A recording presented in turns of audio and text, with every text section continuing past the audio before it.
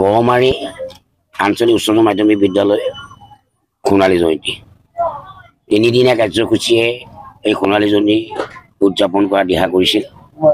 তাৰে শেহতীয়া কাৰ্যসূচীত মোক আমন্ত্ৰণ জনাইছিল বাৰেহনীয়া সাংস্কৃতিক শোভাযাত্ৰা সম্পন্ন কৰিবৰ কাৰণে। বাৰেহনীয়া সাংস্কৃতিক শোভাযাত্ৰা মই উদ্বোধন কৰিলোঁ।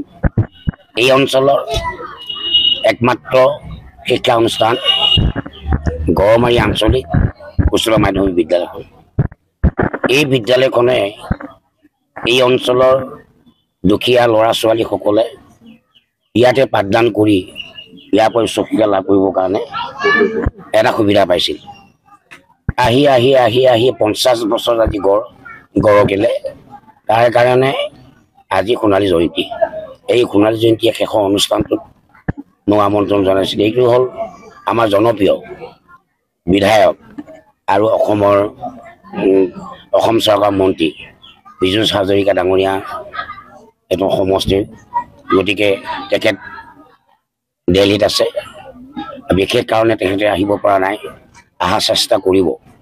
গতিকে ময়ো আহি মই নিজক বহুদিনীয়া এই গাঁও বিভিন্ন জাতি বৰ্ণ নিৰ্বিশেষে ইয়াৰ ল'ৰা ছোৱালীসমূহে পাঠদান কৰি উচ্চ শিক্ষা লাভ কৰা দিহা কৰা হৈছিল। কিন্তু এই অনুষ্ঠানটোৱে এটা ভাল পদক্ষেপ গ্ৰহণ কৰিছে, কিয়নো ইয়াত উচ্চ শিক্ষা ল'বৰ কাৰণে কোনো অনুষ্ঠান নাই, শিক্ষানুষ্ঠান নাই। এইটো একমাত্ৰ অনুষ্ঠান। গতিকে মই আশা ৰাখিছোঁ আহি থকা অনাগত দিনসমূহত এই শিক্ষা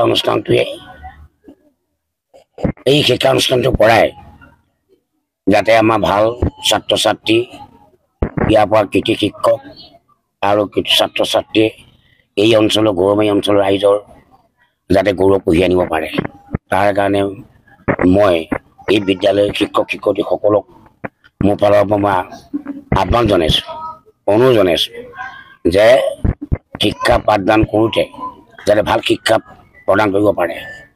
তাৰ কাৰণে ভাল শিক্ষা প্ৰদান কৰাৰ পিছত যাতে ছাত্ৰ ছাত্ৰীসকলে উচ্চ শিক্ষা লাভ কৰিব পাৰে, তাৰ কাৰণেও মই আহ্বান জনাইছোঁ।